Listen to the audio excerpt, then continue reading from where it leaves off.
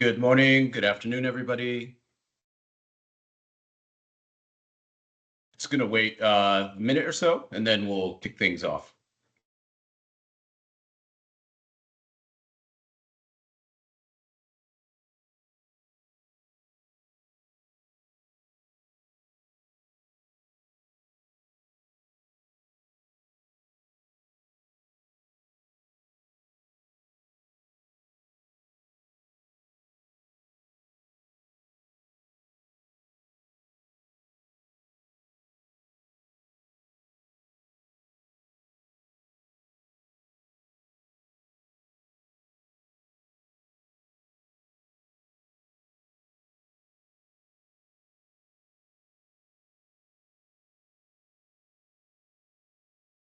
Okay, I think we'll start, and then others, if they join, they can trickle in. So welcome, everybody.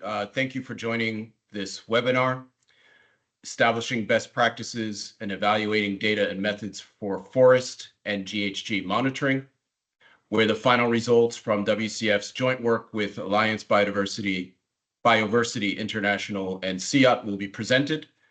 The final publication of this work will be available in about 4 weeks for everybody. This work is part of our pathway and critical to WCF's continued work to develop and roll out our compliance and impact measurement products, if you will, for both reporting and application. And I would like to thank Louis Raymondon, the lead researcher on this project, Thibaut Ventelon, and the rest of the CIAT team who've delivered great work to date. And this is the work that they will be presenting today. I will hand it over to Louis to start. Thank you, Mike. So let me share the presentation to start. Good morning, good afternoon, everyone. So yes, today we are going to see the final results from this work, establishing best practices and evaluating data and methods for forest and GHG monitoring. That's a work we've been working on for the last few months, and I'm very happy to show the final result today. So first, let's start with a project phases reminder. First, we developed criteria and established global best practices criteria for evaluating datasets and platforms that support value chains assessments in alignment with EUDR, CSDDD, and net zero commitments. The scope was really to emphasize on land cover change, carbon biomass, and tree planting when selecting which datasets were going to be assessed, and also publicly available platforms plus one private platform. Then we did an independent accuracy assessment of all the land cover data. So we did this accuracy assessment following the most robust best practices that we could, which incorporated an independent validation, the creation of an independent validation datasets for robust evaluation. So this work of accuracy assessment was done for land cover monitoring only for the year 2020 and targeted 2 countries, Ghana and Côte d'Ivoire. Then we conduct the analysis, did the accuracy assessment, and also qualitatively assessed all the datasets to see how they perform for different types of criteria. This time focusing on land cover monitoring, deforestation, reforestation, agroforestry, and GHG emissions. Still focusing on Ghana and Côte d'Ivoire. And finally, we focused on writing up the paper, the white paper, and presenting you the results. So the project phases, we ended up the analysis in early January and delivered the first version of the white paper in mid January, end of January. We just received the review of this first version. We will make available a second draft of this white paper on the 4th of March. There will be time for a second review until the 11th of March, and we will deliver the final draft by the 17th of March. So the criteria development and ranking system, to evaluate all of these data sets, we developed these different topics of quality assessment. First, there is the accuracy assessment that was done only for the land covers data sets, and it included, well, the overall accuracy, but also the precision for specific land types and the recall. This is for both countries, Côte d'Ivoire and Ghana, for the year 2020. We assessed about 15 land covers maps that we will see later on in the presentation. Then there is the usability, and it's a qualitative score for all the data set that we could not we could not assess quantitatively with the accuracy assessment. And it was based on reviewing the methodology, self-reported validation, and the relevance for cocoa sector applications. And this is basically a score that ranges between excellent and very limited. Then we assess the completeness of all these data sets. For example, the geographic scope, the temporal resolution, is it good enough for the intended use, the data granularity, resolution, and so on. And then we focused on the data management, evaluates the metadata quality, do they adhere to the FAIR principle, and how is managed the long-term accessibility to the data, and so on. Make sure that they are findable and interoperable, and so on. Finally, we focused on the inclusiveness of these datasets, assessing how well datasets are represented, how well dataset represents smallholders and vulnerable communities, ensuring a fair data collection and a fair stakeholder engagement in the creation of those datasets, and also see if there is a way to correct these datasets if errors are found. Finally, we developed a ranking system based on all those topics, and we assessed all the platforms and datasets based on this ranking system. Some key takeaways first.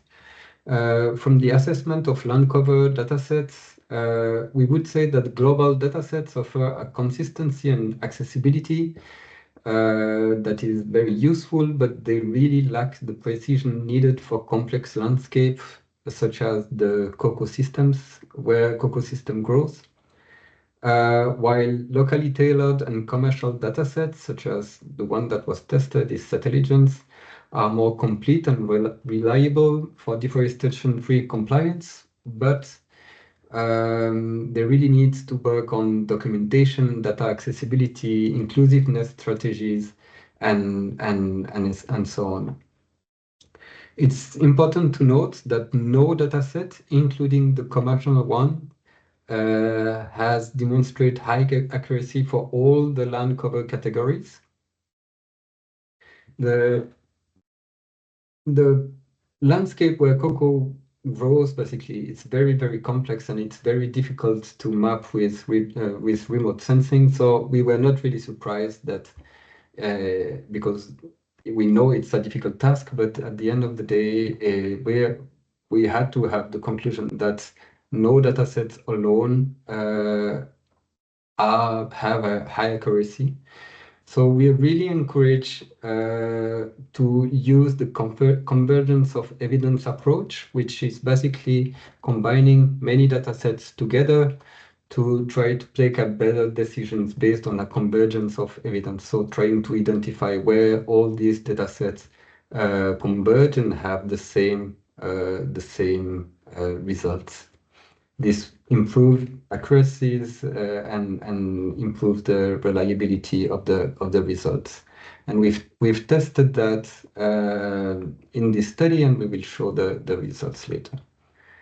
It's important to note that our findings align with the accuracy assessment reported by the data producers when available. In terms of the assessment of carbon and biomass datasets, the Global Forest Carbon Fluxes 2001-2023 by Harris and al. Offers the most comprehensive public data for carbon assessments by far, but it relies a lot on Hansen and al. Data and lack of temporal specificity, so it limits really its accuracy in complex landscapes such as the ones where cocoa is grown. So we would ask to be careful when using these global data sets because what we've seen in our analysis is that Hansen and al. Data is really limited in terms of accuracy. Satelligence, the private solution that we tested, provides more precise, locally tailored carbon accounting solution, but improvement in documentation, transparency, and formal inclusiveness strategy are definitely needed. And we also assessed a method by the Carbon Fund, and it delivers consistent long-term monitoring, but requires a significant resource and customization for broader application, which make it difficult to use in the context of value chain assessments. In terms of tree planting monitoring, we assessed different data sets of tree height, the one from ETH, the global canopy height, and the one from WRI. And datasets, the ETH datasets is good because it offers an assessment at the level of 1 year, but it struggles with overestimation in low vegetation areas, and this really impact land cover and agroforestry assessments. So needs to be careful when using these datasets in the context of agroforestry and tree planting and reforestation monitoring. And the WRI data, it's great. It's based on 1 meter resolution, but it has a very inconsistent temporal coverage that range from 2009 to 2020. So in the same map, you can have pixels that have data from 2009 and you can have data that are from 2020. So you really need to be careful on what is the date of the data that is in your area when you do the analysis, and make sure that you are basically using data that is recent and not based on data that is from 2009 or basically old data. We've also assessed a few platforms, Global Forest Watch, which offers the most comprehensive public platform with an excellent documentation, but it struggles for the moment with accuracy in cocoa landscape due to its reliance on global datasets. It basically only provides data based on global datasets, and we will see in a moment that these datasets are not very accurate. Trace, another platform that we tested, provides the most robust supply chain analysis for cocoa in Ghana and Côte d'Ivoire. It's supported by very high resolution and highly accurate cocoa mapping, but it depends on a single forest dataset, TMF, which is also very limited in terms of accuracy. And it's a broad supply chain focus, and which limits its use for compliance analysis, for example. We explored Mighty Earth, which focuses on mapping cocoa sourcing location, but it relies on very low quality datasets and serves primarily as a visualization tool rather than a supply chain monitoring solution. So we don't really recommend the use of Mighty Earth as it is right now. And finally, we assess Satelligence, which delivers the most accurate and complete land cover data for compliance and scope 3 analysis, but it requires improvement in documentation, accessibility, and inclusiveness. So let's see a little bit now the results of the land cover analysis. So this is basically all the datasets that were analyzed. You can see that only a few datasets focus on all the interesting classes, which include forest, cocoa, and non-forest natural areas. Uh,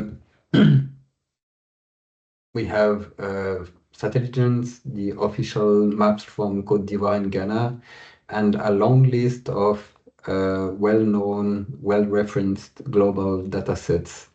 We have the SBTN natural lands from WRI SBTN. We have the GRC EU data. We have TMF. We have a handsome global forest change with a 10% tree cover and with a 30% tree cover threshold. We have the glad forests. For cocoa mapping, we have the ETH high resolution map of cocoa, and for natural non-forest, we have global pasture watch, for example. So all these data sets are available for different years. For this assessment, we focused on 2020 only. In terms of definition used for this study, for the forest, we used the one that is applied by EUDR, and it's basically the Food and Agriculture Organization of the United Nations, the FAO definition. I will not read the definition, but it's basically a 10% canopy cover and 0.5 hectares. For cocoa, what we defined as cocoa is any land where cocoa is cultivated, regardless of the growing system, age of the trees, or management practices. Non-forest natural lands followed the IPCC definition, so it includes non-forest wooded lands, it includes savannas, and it includes wetlands. And any other land cover would be called as other. To do this assessment, we had to do an independent accuracy assessment. So first we had to define the sampling area. We focus only on areas with high resolution imagery available for 2020. We took a grid approach, so we sampled many 500 by 500 meters cells in both Ghana and Côte d'Ivoire, and selected these cells until we had the same distribution of classes inside the cells than inside the countries. And this was done on Satelligence data. All this analysis was done on Satelligence data. We use Satelligence data as the base map for the analysis, for the sampling, because it was the most consistent data we had at hand at the start of the analysis. And we will see that we took some precaution to make sure that everything was done correctly and that Satelligence has no advantage in the fact that we use their data for the validation. Then we did a stratified random sampling, taking a certain number of points for areas with cocoa with no shade, cocoa with shade, forest, regrowth, non-forest natural lands, and other land types. And we take enough data to target a margin of error of an overall accuracy of X% plus minus 3.5%, so an error of 3.5% within a 95 confidence interval. Then the validation process was to visually validate the point using high resolution imagery. This was seen by at least four independent interpreters that did their analysis on their own. Then all the points were put together, all the results were put together, and where there was disagreements among the interpreters, we had discussion, there was votes, and a final decision was made collectively. So all those points that were taken on the high resolution imagery was seen at least by four interpreters, and we discussed the disagreements.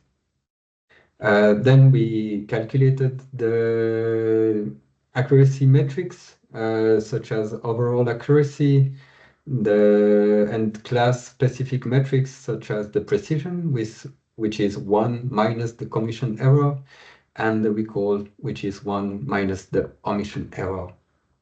And we did a stratified analysis, as I was saying, to make sure that we don't give any advantages to Satelligents because we are using their data as a base map. And the stratified random sampling and all of this was based on this paper, Good Practices for Estimating Area Assessing Accuracy of Land Change. And the stratified analysis to make sure that there was no bias in the analysis was based on estimating area map accuracy for stratified random sampling by Stefan and all. So this is a basic workflow of what was going on, of what I just presented. First, we sampled cells with high-resolution imagery.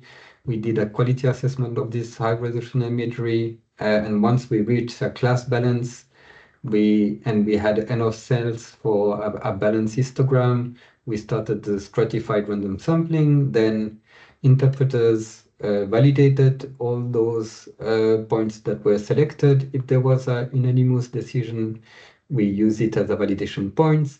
If not, we checked it in group. If there was an unanimous decision, we use it as a validation point. And finally, at the end, if we could not take a decision as a group, we checked more support data, so other high-resolution imagery if we could find some, or tree height data if it was a worry about is it a forest or not based on the height of the trees and so on.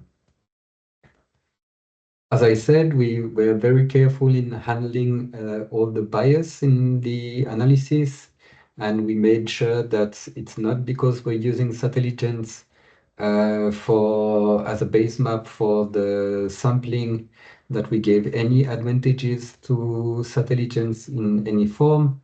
And we followed the methodology from Stayman and all for this analysis. And in terms of handling the uncertainty, we also took 40% more points in key categories to make sure that we could achieve the targeted confidence interval.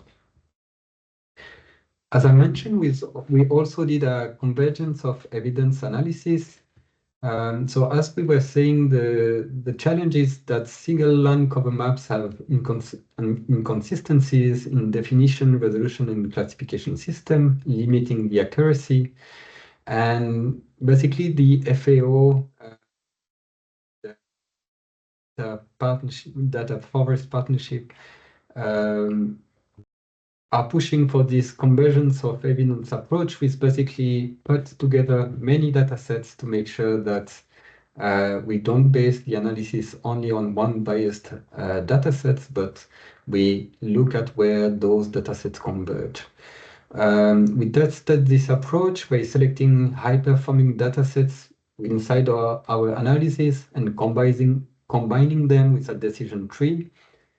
And then we evaluated the composite map against the validation data that we already have.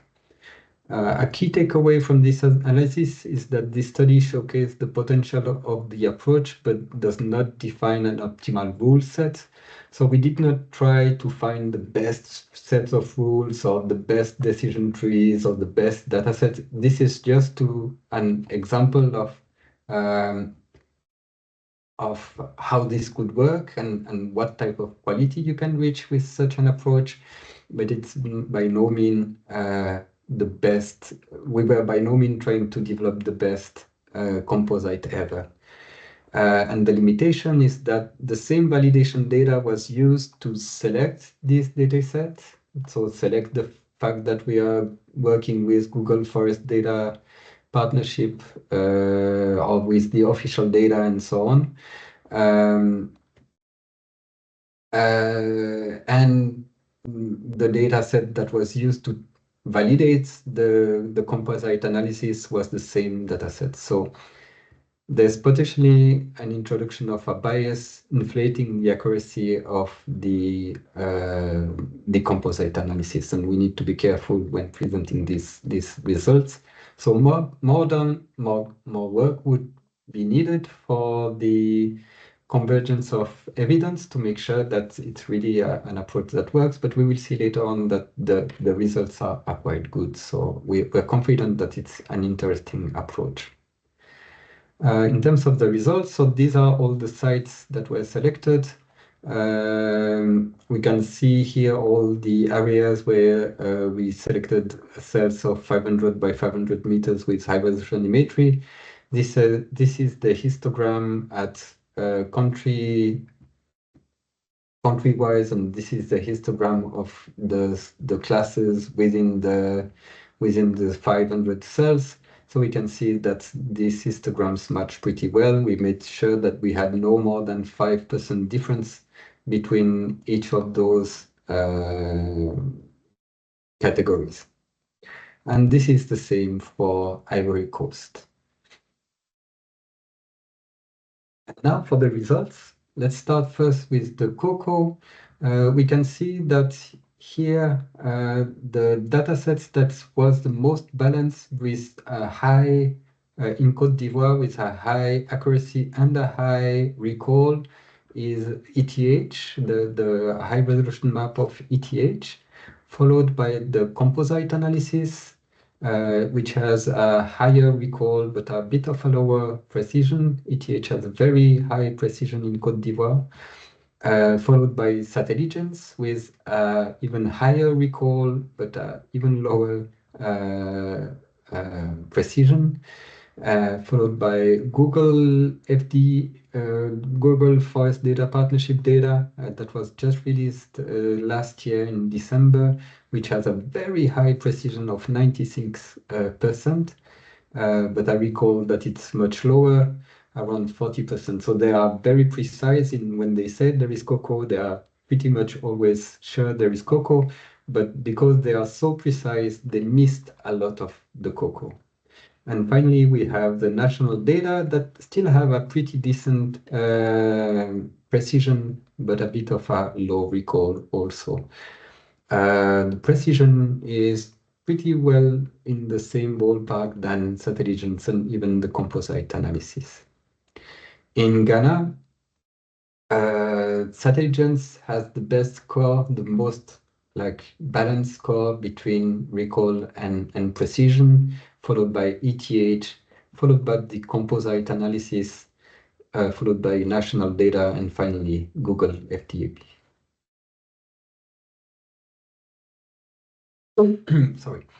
Now we have the results of the independent accuracy assessment for the forest datasets.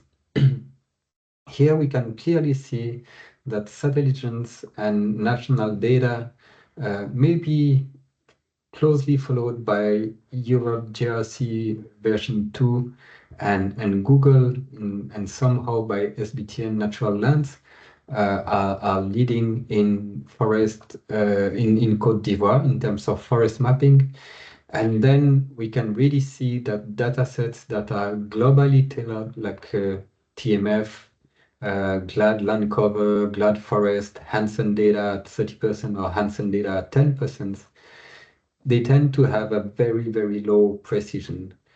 And this is kind of expected because they are basically trying to map tree covers and not forests. So cocoa being a tree, there is a lot of confusion between forest and tree cover.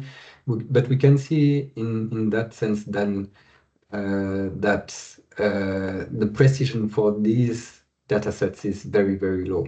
The recall is high because they mapped all the trees and all the tree cover, but basically most of the data that they show as tree cover is not forest, basically. The same conclusion can be made in Ghana, with the exception that Satelligence, although they have a pretty decent recall in Ghana, they have quite a low precision in Ghana. This is mainly due in wrongly mapping a lot of savannas as forest in the northern part of the country, so not that much in the cocoa area where cocoa is grown, But anyway, in Ghana, at the level of the analysis that we've done, Satelligence does not perform that well in Ghana in terms of mapping forest. The composite analysis has the most balanced results. Also, they have a pretty low recall. And we can see again that the global datasets have a pretty low precision when mapping forest in Ghana, again with precisions that can go as low as 36% or 33%. Now the results for the other natural lands that include savannas and so on, wetlands and so on, we can see that there is a lot of discrepancies in the results, and basically most of the data sets are not ready for these types of mapping, at least in Côte d'Ivoire. The situation is a bit better in Ghana. Datasets seems to handle Ghana a little bit better, but anyway, it's still not that great. With the best precision we have is from Satelligence, but it's at 60% only, and it can go as low as 36%. In terms of overall accuracy, we can see that the ETH COCO maps has a very high overall accuracy. Well, they're focusing only on one single class, on cocoa only, not focusing on forest or anything. So it's easier, let's say, to get a high overall accuracy, but it's a pretty robust and good data set that we would recommend to use in terms of cocoa mapping in Côte d'Ivoire and Ghana. Then Satellite Global Pasture Watch, again, they focus only on pasture lands, and GRC here in Ghana, focusing only on forest. We can see then Satelligence had the highest overall accuracy in both Ghana and Côte d'Ivoire when it comes to datasets that have a lot of classes, so they are very complete. And then the national data are also pretty decent, pretty good, with 75 in Côte d'Ivoire and 80% in Ghana, showing that these data are in the same ballpark of quality than basically the ones that are built by private sectors or private services, or at least the ones that are delivered by Satelligence. In terms of the result of criteria assessment, something that we can see quite clearly is in terms of accuracy across all the countries and all the classes, at the end of the day, Satelligence has the highest score, which basically resulted in having the highest final score. The official from Côte d'Ivoire have a pretty low accuracy, but they score well in terms of completeness, data management, and inclusiveness, which related in a pretty good final score. Then we can see that almost all the global datasets have a very good data management, and they are very often available in Google Search Engine and so on. So data management is very well managed. They are very poor in terms of inclusiveness. They are globally tailored and globally developed, and they do not include a lot of local knowledge. And they are pretty much less accurate in complex landscape like in Ghana and Côte d'Ivoire. So the results, I would say first, in terms of the global datasets, the publicly available global tree cover datasets cannot effectively differentiate between forest and cocoa systems, so we do not recommend the use of these datasets for deforestation-free compliance analysis. Global forest datasets perform poorly in complex landscape.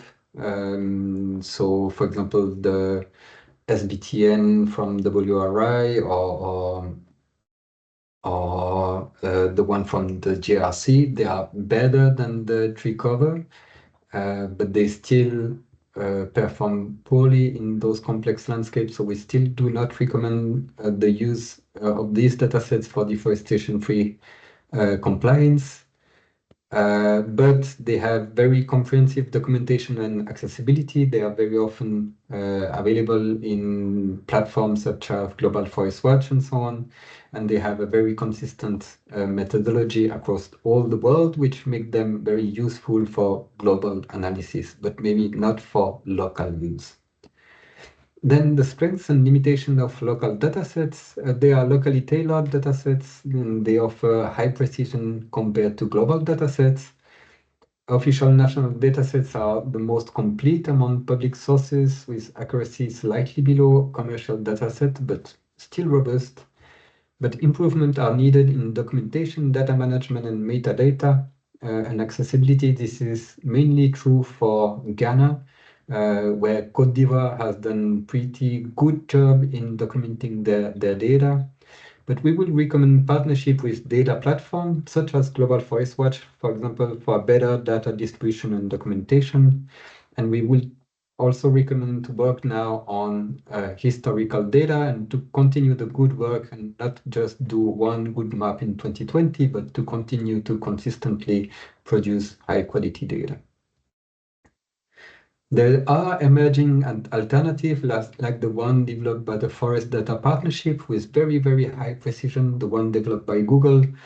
But for the moment, the recall is so low that we cannot recommend the use of these datasets, and we recommend to see how it's evolved and see for future version, if they become more reliable, maybe use them in your analysis.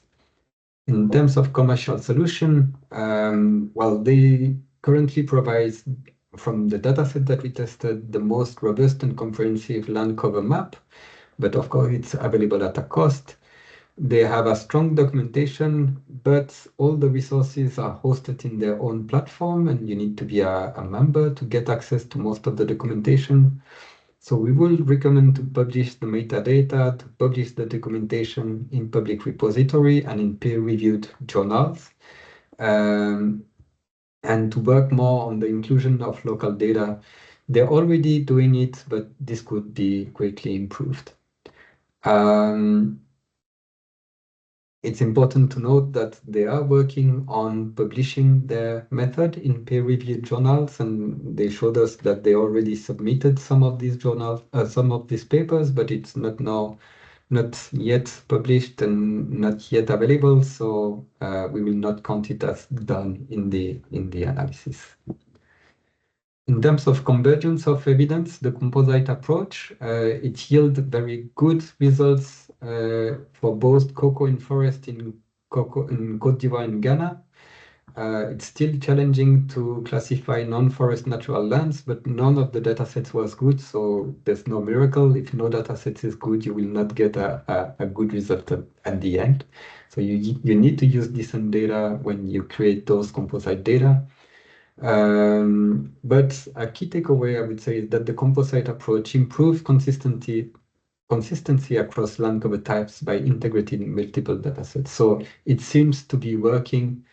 Again, as a limitation, the composite approach enhances consistency across land cover types, but we tested it only with a dataset that was used to choose which dataset we should use. So an independent validation would be needed to make sure that these numbers here are not too much inflated and too much biased.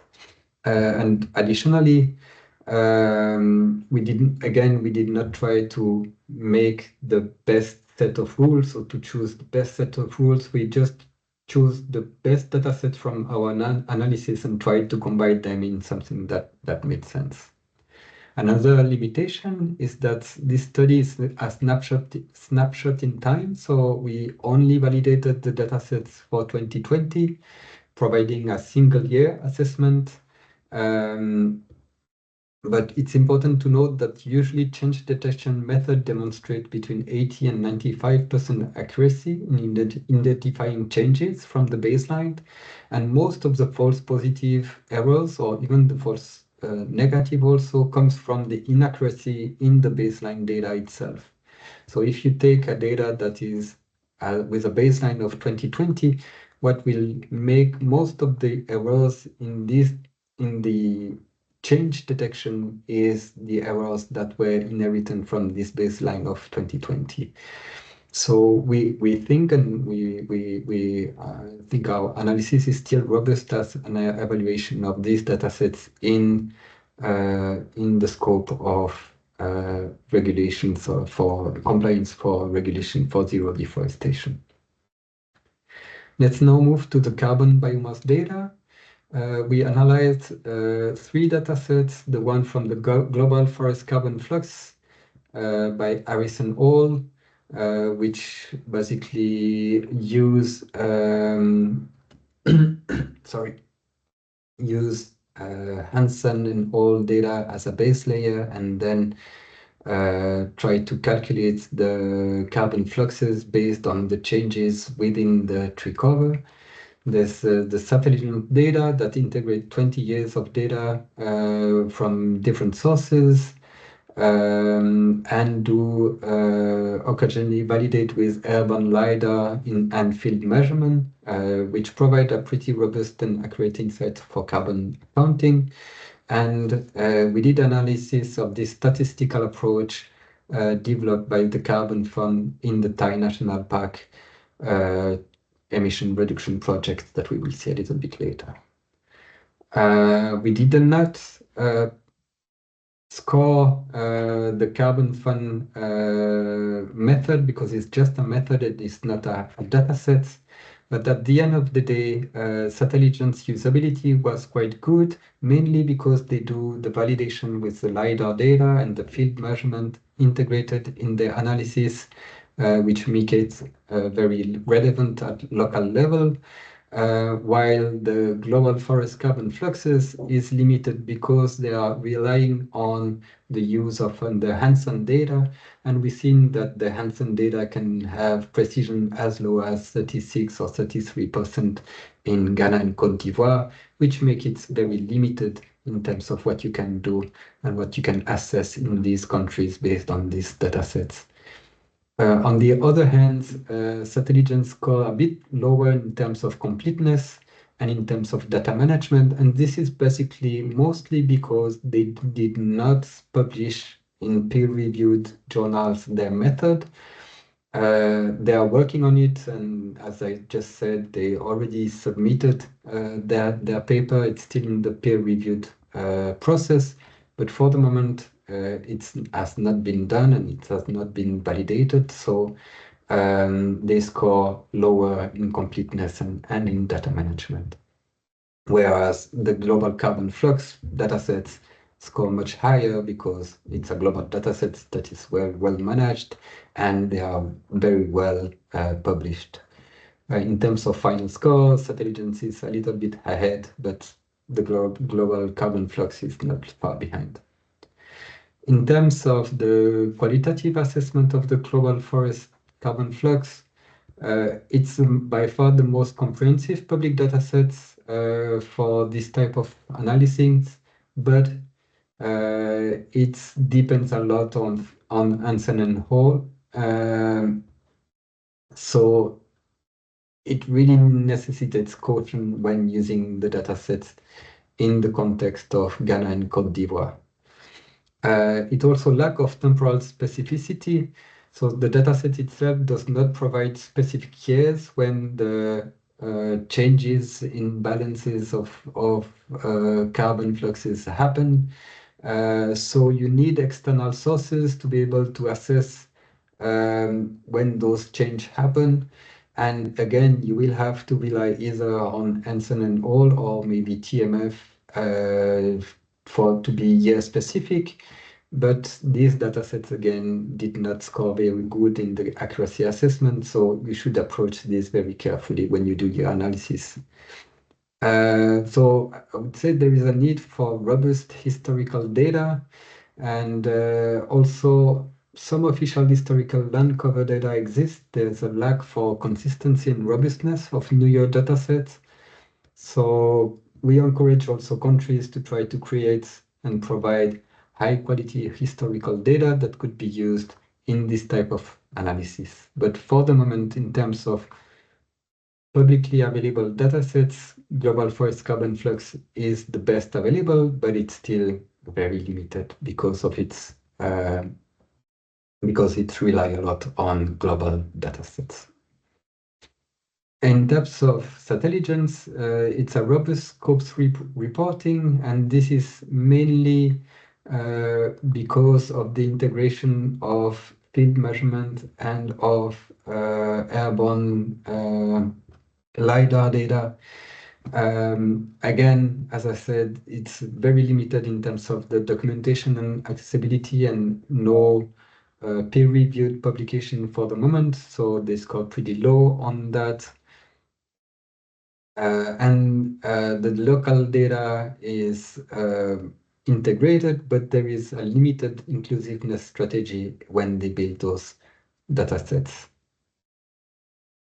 So the result of the qualitative assessment for the statistical approach, it's a good for long-term monitoring of a fixed area with a sampling of 1 by 1 kilometers to maintain a relative sampling error of less than 15%.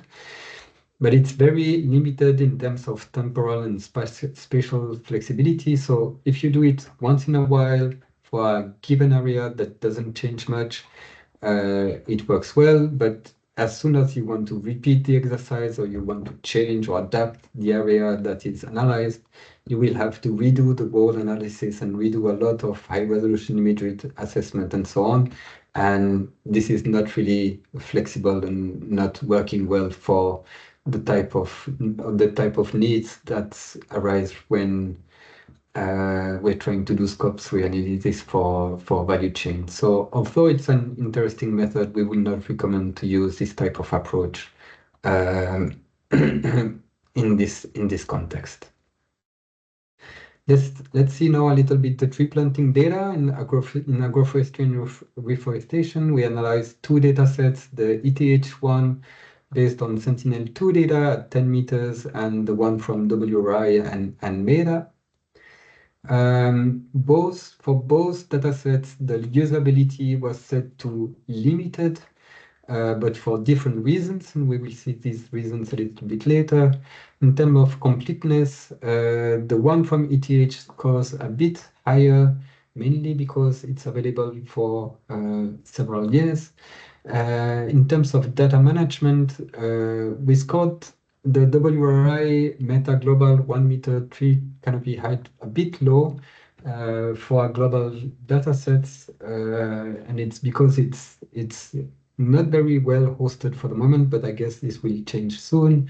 And in terms of inclusiveness, no, that's the final score. Sorry, this should not be inclusiveness. That's the final score. ETH scores are a little bit higher, but that's mainly because of the data management. The key limitation of the ETH, or the key advantage of the ETH global dataset first, is that it's produced for a single year with imagery that was taken as a single year. So the exercise can be repeated for 2020, then 2021, 2022, etc., etc. So it's globally produced for this single year, so it's more reliable in terms of temporal accuracy. It's improved accuracy when compared to previous datasets like the one developed by the University of Maryland, mainly for large trees. But a key limitation is that it doesn't work very well for low canopy of heights of less than 5 meters. And this is key for agroforestry monitoring because it's exactly at the areas where we are working within a cocoa landscape and agroforestry landscape. So it's very limited for agroforestry or limited for agroforestry monitoring. The WRI dataset is very, very accurate with 1 meter resolution data, but it has a very inconsistent temporal coverage, with data ranging from 2009 up and 2020. So due to this irregular temporal coverage, this dataset presents challenges also in agroforestry monitoring. And it may lack up-to-date imagery for specific sites of year or years. So if you're monitoring agroforestry projects, it might be also very, very limited. Now let's go and see the platform. We've analyzed Satelligence, Global Forest Watch, Mighty Earth, and Trace. In terms of accuracy and usability, Satelligence perform very well, and this is because of the inclusion of locally tailored dataset. Global Forest Watch is limited because they mostly use only global datasets. Mighty Earth is very limited because they use not even the best datasets available in terms of COCO mapping, and Trace is also limited because they rely on global datasets. In terms of data management, by far, and completeness, by far, Global Forest Watch is the best platform. And in terms of inclusiveness also, because they have some projects to bring back smallholders into the platforms. But Satelligence provides high-quality land cover mapping. They provide a comprehensive Scope 3 reporting with very high, well, quite high accurate data in Côte d'Ivoire and Ghana. But they have a very limited documentation and no peer-reviewed paper. And the local data integration is good, but they could have a much better stakeholder engagement and inclusivity of local stakeholders. Global Forest Trust is by far the most comprehensive public platform. It's very, very complete with all the dataset very well documented, and they handle the error pretty well.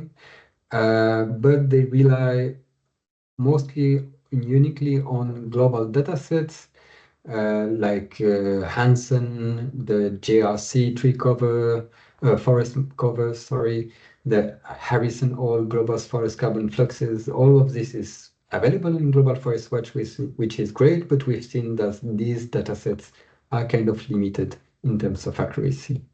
So they are limited in cocoa landscape, and the use of Global Forest Watch is limited in cocoa landscape.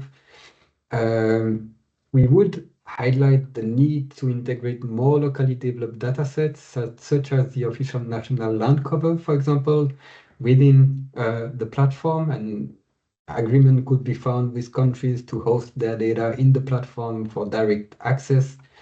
They could integrate more analysis following the WISP approach also, and they could try to have commercial agreement with private sectors services like Satelligence to include their data within the platform to kind of find a solution to the reliance only on global datasets. They're making very good efforts toward local inclusion, and it's one of the best platforms in that sense.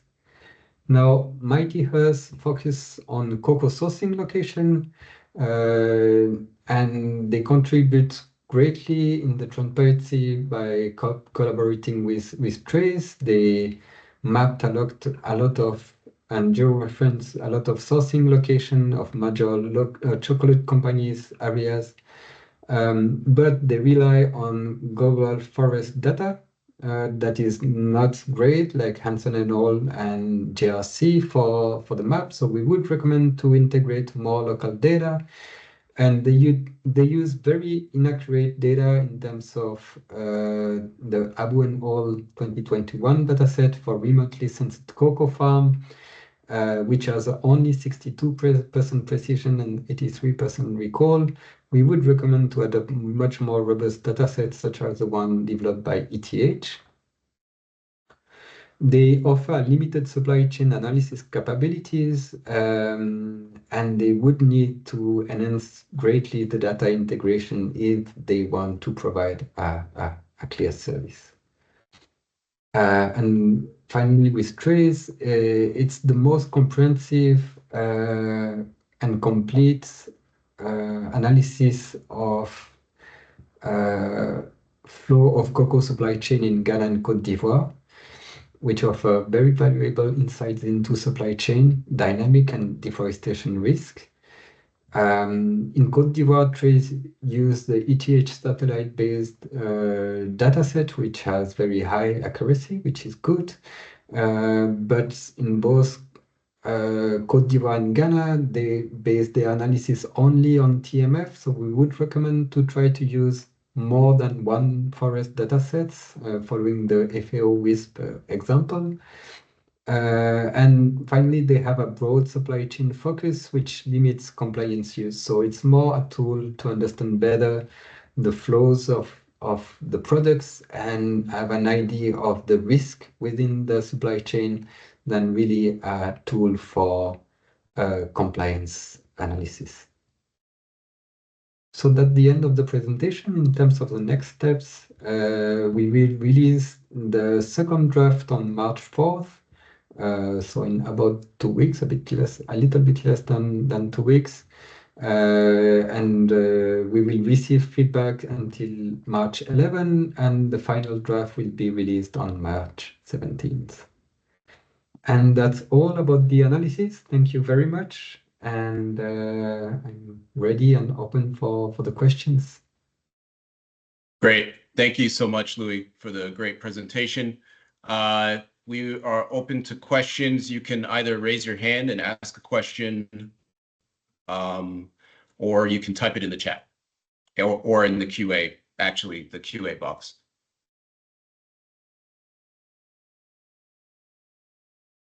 Any questions? Yes, expected from the chat. Thanks, Florence. Go ahead. Hi, everybody. Thanks so much to the CIAT team.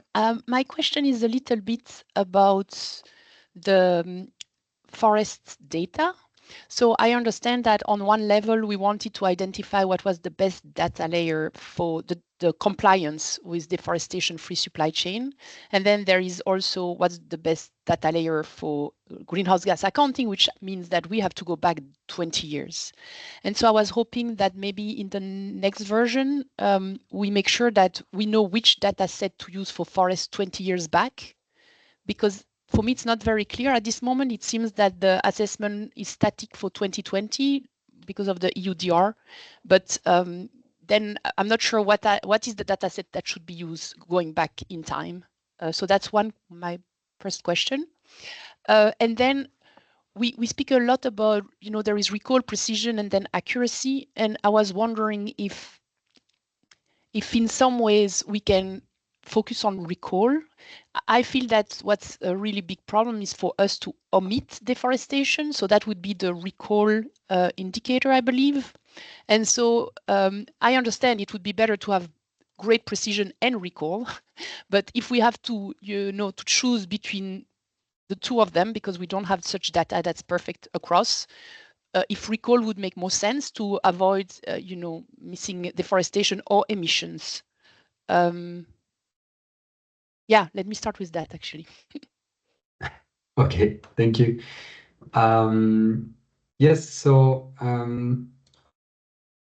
thank you for the question. I will answer the first question about which dataset would be the best for long-term analysis or 20 years analysis. And at the end of the day, even if we did an analysis in 2020, we don't expect datasets to be much better or much worse for other years. So you might expect to have variation in those results, but it will not be totally different results for other years. You might expect basically the variation to stay within the confidence interval that we gave.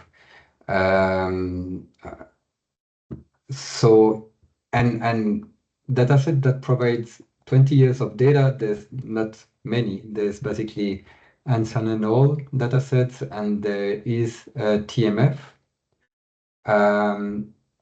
Then it all depends. I would basically, in this case, try to see if you can either combine both of them or if you can, and then with Hansen, you could try to choose which, no, yeah, no, because you still need the 20 years. So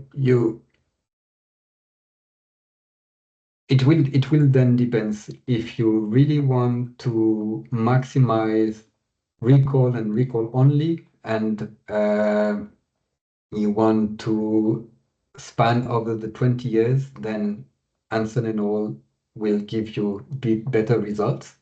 But you will have to keep in mind that these results. Wait, I will. Say that again. Sorry, you will have to keep in mind what?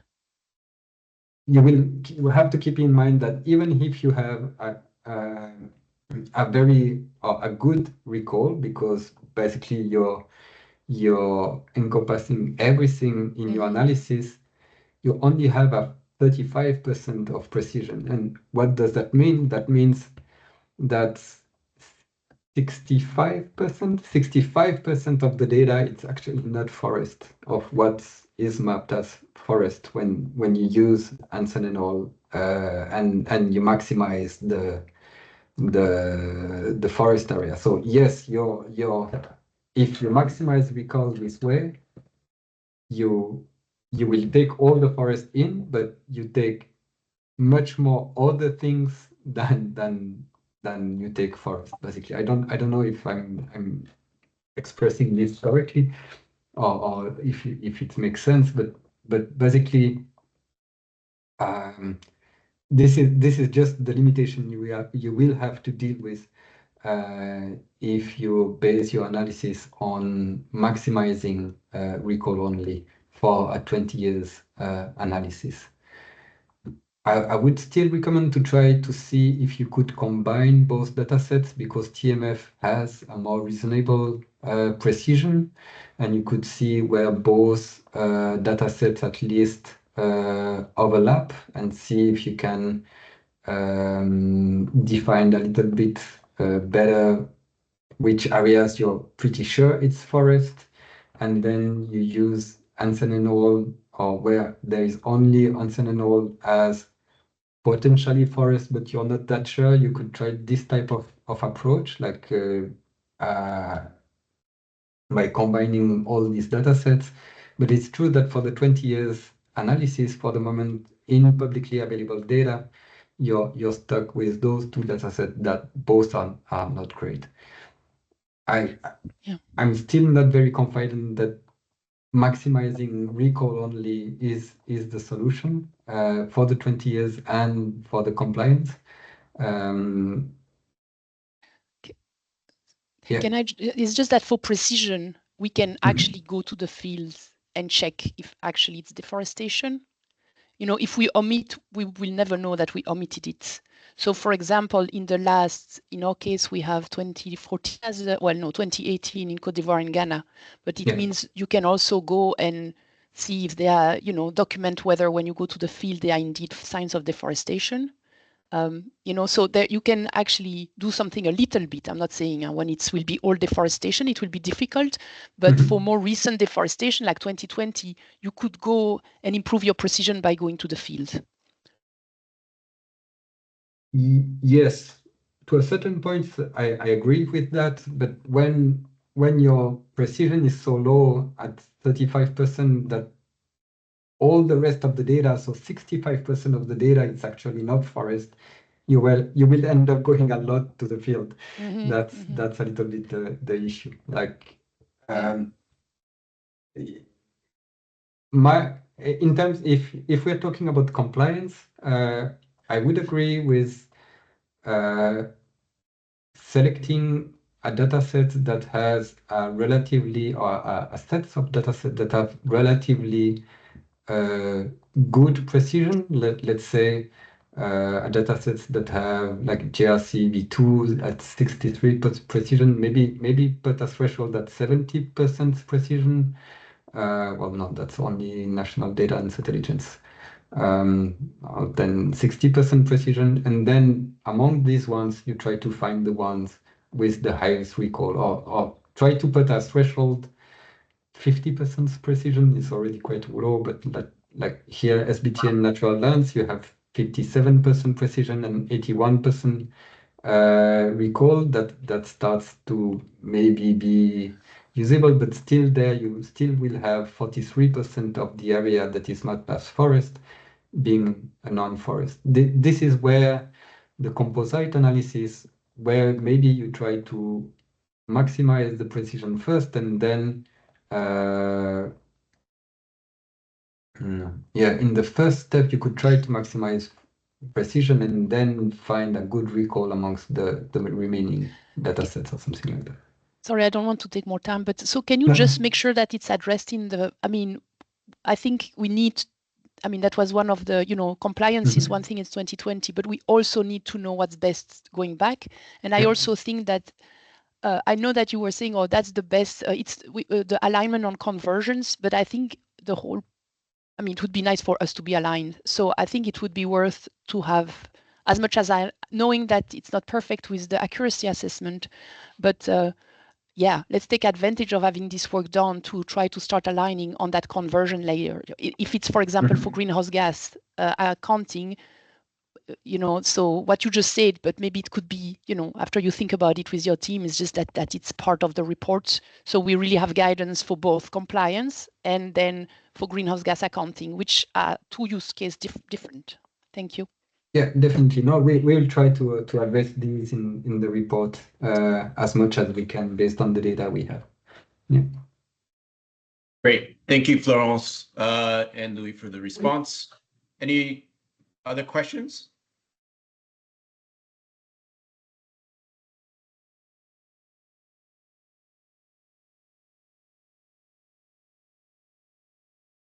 Anybody? Yes, go ahead, Florence. Sorry. Yeah. So another question is in the carbon. We're speaking about the carbon data, but my impression is we cannot rely on this data for removal at all because they would not meet the requirements. So I was wondering, instead of speaking about carbon flux, we should not just speak about emissions. So I don't think we can rely on the data sets as they are, because there are these primary data. Anyway, there are a lot of requirements for us to report.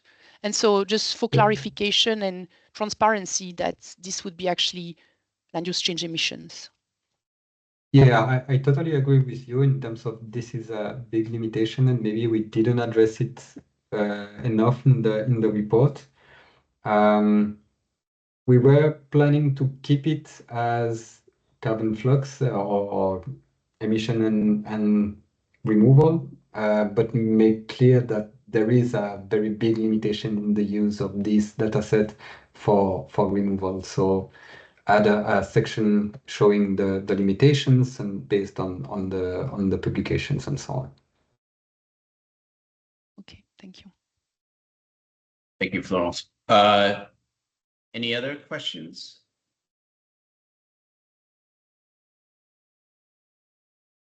Okay. Yes, Yasmin.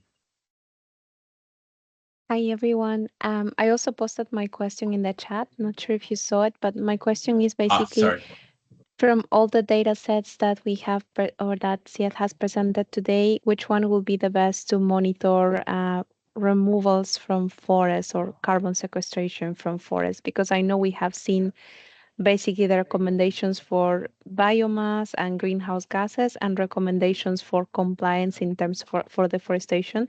So I was just not sure which one would be the best for carbon sequestration from forests.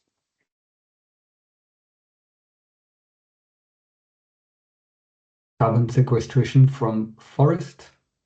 Not from agroforestry, from forest, right? Yes, forests, yeah. Okay. Well, in terms of publicly available data, it's still the one from Harrison Orr.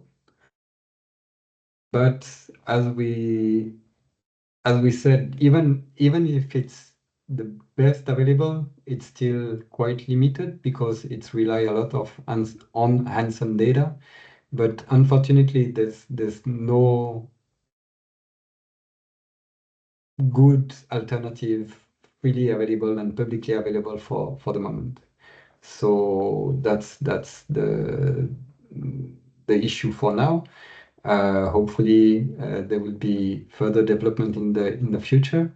So it's still recommended to use these datasets if you want to use publicly available datasets only.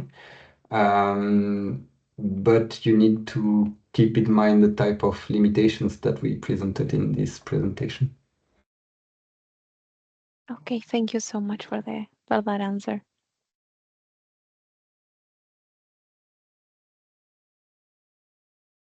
Thanks, Yasmin. Any other questions? I think it would be helpful if anybody has any other questions, please raise your hand, let us know. But in the meantime, I just wanted to share quickly, because I think it would be helpful, the purpose of this study. Those of you that were in the SBTI group and participated in this will know the purpose. I've mentioned it before, but those of you that are not in that group may not.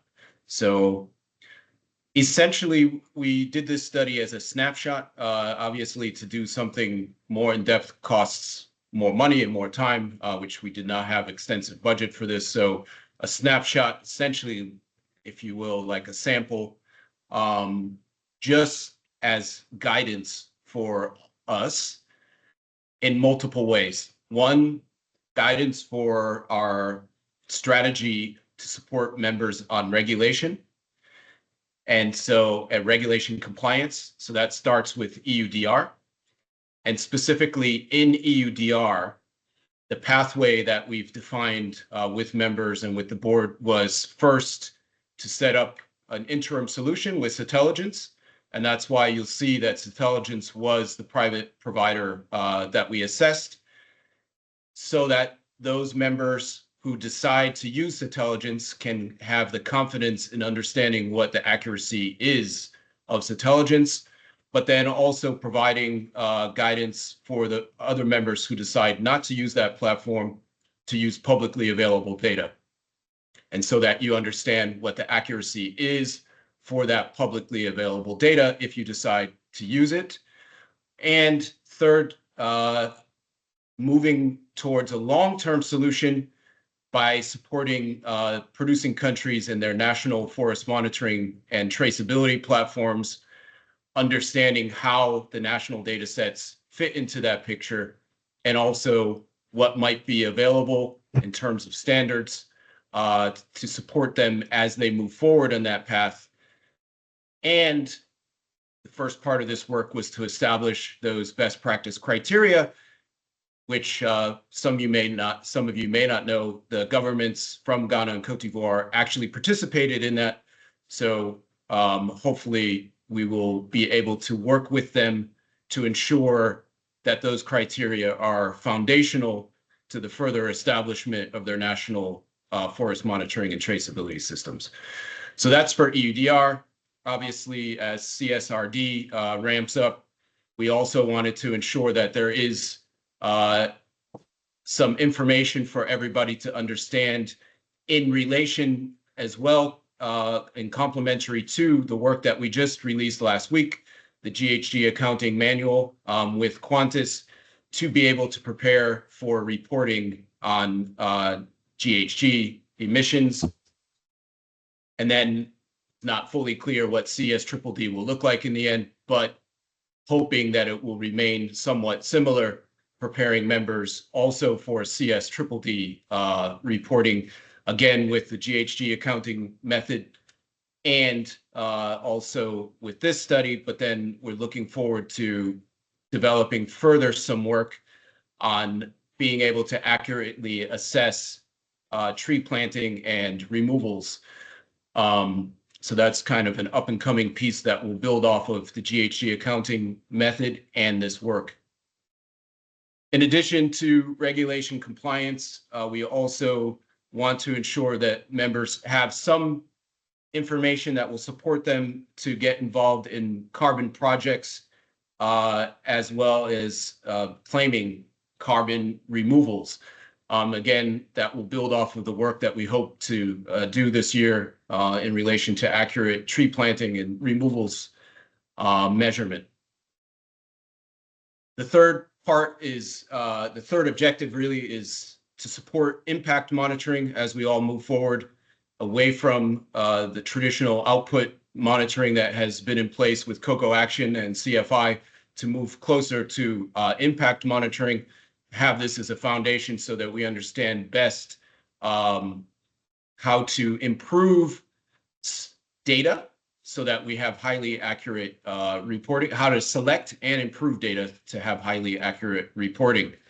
And then finally, to be able for WCF to be proactive in communications when others report about different types of indicators, let's say related to deforestation. Mighty Earth may report something on deforestation in Cote d'Ivoire. Now we have information about what they're using to report on that and what the limitations of that are so that we can proactively communicate about the limitations and also be cautious about the numbers that they're reporting. I would say also generally the idea is that we want to move forward towards a consistent approach across the industry with governments, with members, with others like CSOs, so that we have the same numbers being reported and we know that they are accurate in the end. That's the long-term goal. So that's just a little bit more context. See if anybody's come up with a new question in the meantime. Not, we can end the call early.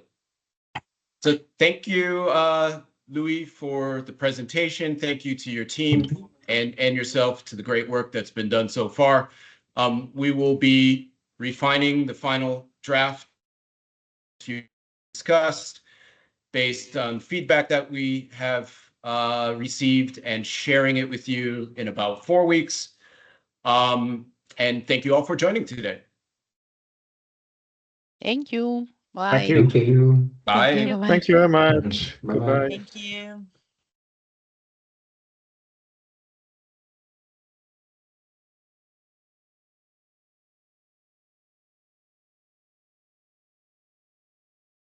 Thank you. Bye-bye.